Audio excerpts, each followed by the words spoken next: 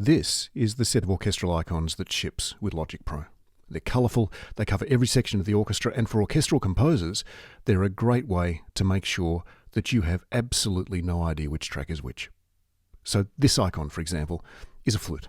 That makes it a great fit for your flute tracks, and so far so good, but there's no other flute-related icons in the collection, which means that this icon has to cover everything that's flute-related. So not only do your flute tracks get this icon, but so do your piccolo tracks, and your alto flute tracks, and your bass flute tracks, and flute ensembles of any size, together with flute soloists, or even flute-adjacent instruments like Shire whistles. And so if you're using icons like these, the only way to really be sure what instrument a track is actually using is to read the text that's next to the icon, which defeats the purpose of having the icon in the first place, and it's the reason that most composers don't bother with them. It's a huge missed opportunity, though, because when track icons are clear, they really do help the tracks you're looking for jump out. Keep an eye on these placeholders and you'll see what I mean. This is still Logic Pro, but with a different approach to icons entirely. This is a flute, and this is a piccolo. This is our alto flute, and this is our bass flute. Here's a 3-flute ensemble. Here's a flute soloist, a first flute, a second flute, a third flute or a fourth flute if your wind section is really that big, a sketch track which might end up being a flute but you haven't decided yet, so it's just labelled woodwinds until you do decide, and here's our Shire whistle because hobbits don't play flutes, and so there's an icon for that too. This is how clear Logic can be if you're using icons designed from the ground up to be unambiguous and self-evident, and it's obviously not just flutes. 30 seconds, let's see how many other instruments we can fit in.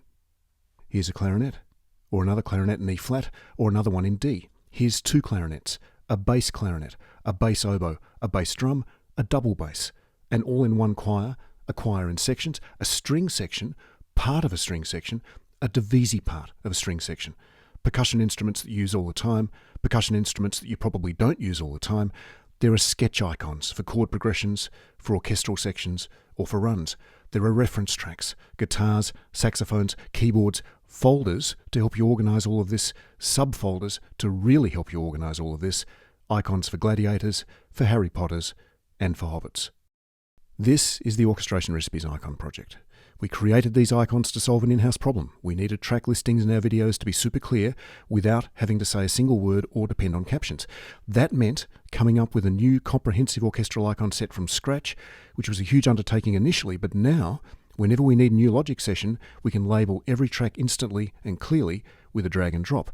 We also wanted to create the illusion that the set was baked into Logic's UI somehow. So each icon comes in 12 different colours that are matched to Logic's track palette, with 2 additional neutral colour options if you want to take a more minimalist approach to all of this.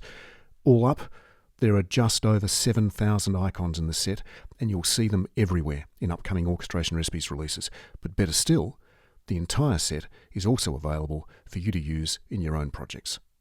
Now, while these have been designed for Logic Pro, the icons are ultimately just square image files, so they'll also work with Cubase or any other DAW that allows you to import your own icons.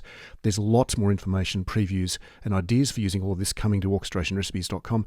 Otherwise, I'm back into the studio preparing for the next release. Have fun with the icons, and I'll see you in the next video.